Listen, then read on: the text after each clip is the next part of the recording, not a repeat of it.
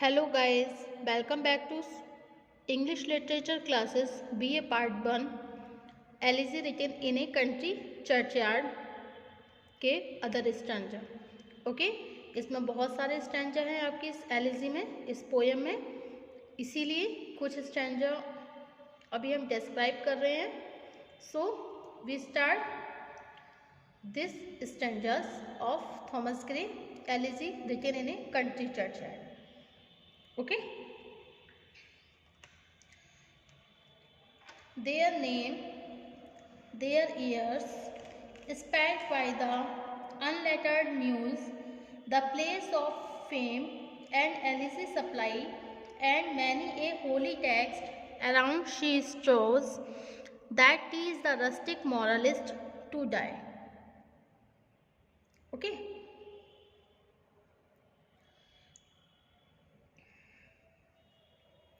तो their names, it's mean that, देखिए गांव में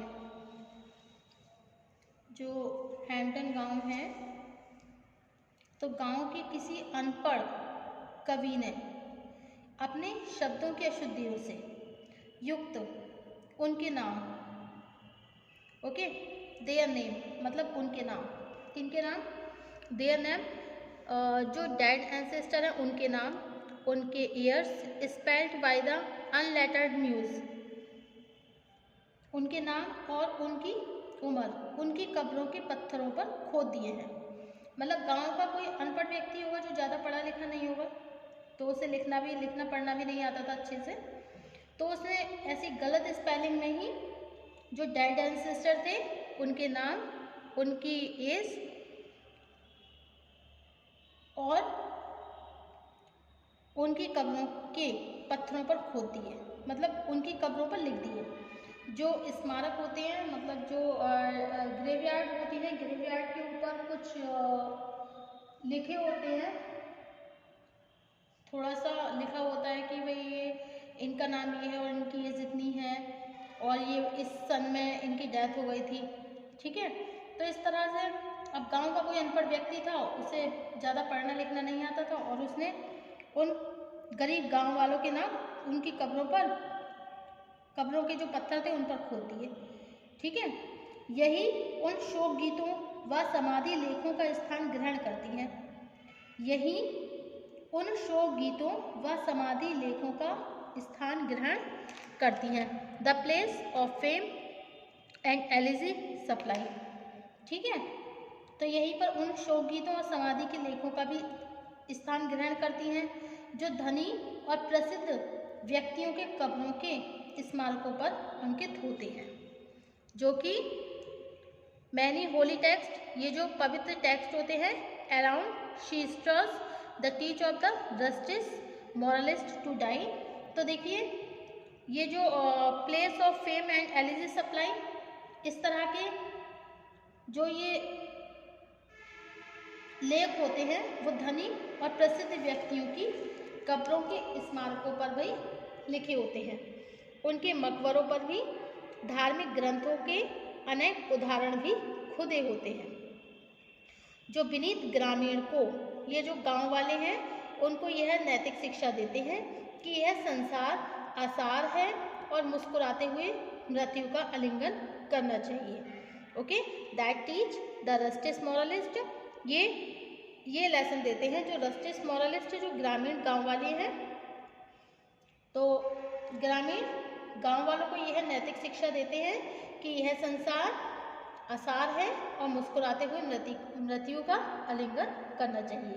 okay, their names and ages incorrectly spelled and curved on the tombstones by some illiterate poet of the village supply the place of a long epitaphs and elegy which are carved on the graves of rich and famous. Okay, there are also engraved on their tombs many quotations from the holy scriptures which teach the humble villagers the moral lesson of the vanity of this world and thus teach him to die with a smiling countenance. Okay, तो गांव के किसी अनपढ़ व्यक्ति ने अपनी गलत शब्दों में ही उन ग्रामीण मतलब जो ग्रामीण लोग हैं उनके नाम, उनकी उम्र, उनकी कब्रों के पत्थर पर खोद दिए हैं। यही उन शोकगीतों और समाधि लेखों का स्थान ग्रहण करते हैं जो धनी और प्रसिद्ध व्यक्तियों की कब्रों पर भी अंकित होते हैं। उनके मकबरों पर धार्मिक ग्रंथों के अनेक उदाहरण भी हैं। ओके, जो विनीत ग्रामीणों को ये शिक्षा देते हैं, ये नैतिक शिक्षा देते हैं कि भाई यह संसार आसार है और हमें मुस्कुराते हुए मृत्यु को अपनाना चाहिए। ओके, अब नेक्स्ट टॉपिक है हमारा, नेक्स्ट स्टैंजा है हमारा, सॉरी, फॉर हु टू डम forgetfulness apri displeasing anxious being over resent. Okay, for who to dumb forgetfulness apri displeasing anxious being a being over regard left the warm frequent of cheerful day, nor cast one lingering look behind. Okay,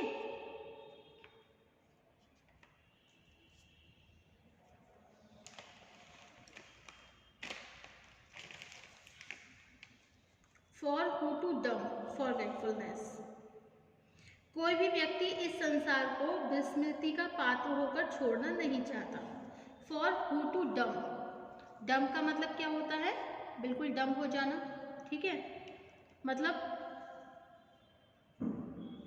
विस्मृति का पात्र होकर छोड़ना नहीं चाहता, ठीक है, गूंगा, जिसे बोलते हैं गूंगा, डम। फॉरगेटफुलनेस का मतलब क्या होता है? विस्मृति, मतलब किसी को हम भुला दें तो वो ये पात्र होकर नहीं रहना चाहता। तो देखिए, फॉर हु टू डम फॉरगेटफुलनेस एपरी, कोई भी व्यक्ति इस संसार को विस्मृति का पात्र होकर छोड़ना नहीं चाहता। This pleasing anxious being over regret, कोई भी व्यक्ति बिना शिक्षा के नहीं मरता है कि मरने के बाद लोग उसे याद करें। मतलब कोई भी व्यक्ति बिना शिक्षा के नहीं मरता है कि मरने के बाद लोग उसे याद करें।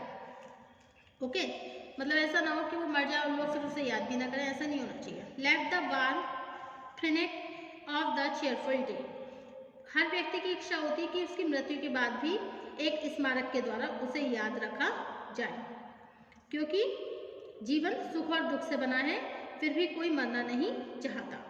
Nor cast one lingering look behind, कोई भी व्यक्ति संसार के आकर्षक व सुखी अहाते को पीछे देखे बिना नहीं छोड़ता।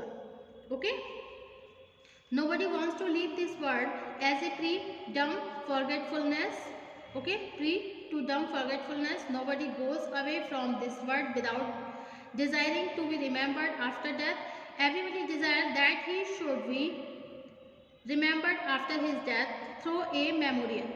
The life is made up of both pleasure and pain, yet no one wants to die. No one has ever left the bright and happy enclosure of this world without casting a regretful look behind. Okay, अब next है हमारा once some fond reached the party realize. Okay, next stanza. Some parcels drop the closing. EV requires even from the tombs and the voice of the nature cries even in our ashes and live their wanted fires. Okay, देखिए, प्रत्येक मरने वाले व्यक्ति किसी न किसी प्रेमी, मित्र या अन्य सगे संबंधी पर आशा टिकाता है, ठीक है।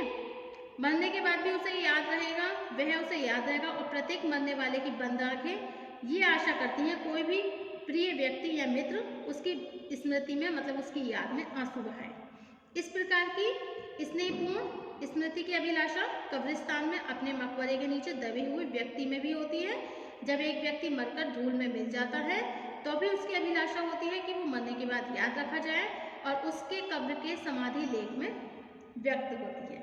ओके, तो on some fond breast, every dying man relies on some affectionate friend और the other end thinks that he will continue to cherish his memory after he is dead.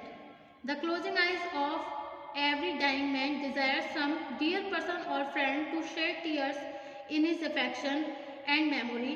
The natural longing for loving remembrance is seen even when a man is buried in his tomb. When everything is consigned to dust and ashes, his desire for loving remembrance finds expression in the inscriptions on his tomb. Okay, अब next stanza क्या है आपका? तो क्या बताया इस वाले stanza में कि प्रत्येक मरने वाले व्यक्ति किसी न किसी प्रेमी या अन्य सगे संबंधियों पर आशय टिकाता है कि उसे वो याद रखेगा और उसके मरने पर वो आंसू भी बहाएगा और उसे बहुत ज्यादा याद करेगा। ठीक है, अब नेक्स्ट क्या है आपका? There at foot of yonder. Okay, there at the foot of yonder, nodding beach, the rat nest, its old fantastic roots so high, his listless length at noontide foot he stretches and pour upon the brook that flows by. There at the foot of the yonder nodding beach, and the rat is its old fantastic roots so high, his listless length at noontide would be stretched and the pour upon the brook and that was why. Okay, तो there at the foot of yonder, एक वृद्ध किसान पाथिक को यह भी बताएगा। एक जो बूढ़ा किसान होता है तो पाथिक को यह भी बताएगा। पाथिक कौन होता है? जो रास्ते पर चलता है। तो उसे ये भी बताएगा कि दोपहर में उसने गिरे को बीच के वृक्ष के नीचे जिसकी शाखाएं झूलती रहती थी और जिसकी जड़ें विचित्र रूप से फैलती रहती थी, शांति से शरीर को पूर्ण रूपेण फैलाकर चिंता रहित होकर लेटे देखा था। कल कल करते हुए नदी के जल प्रवाह को विचारमग्न अवस्था में वह टकटकी लगाकर देखा करता था।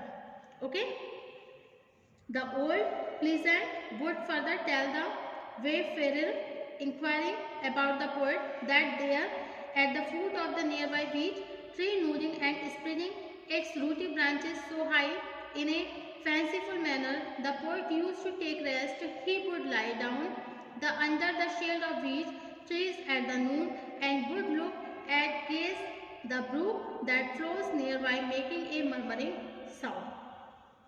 Okay. So thank you for watching my YouTube channel. Thank you so much, guys.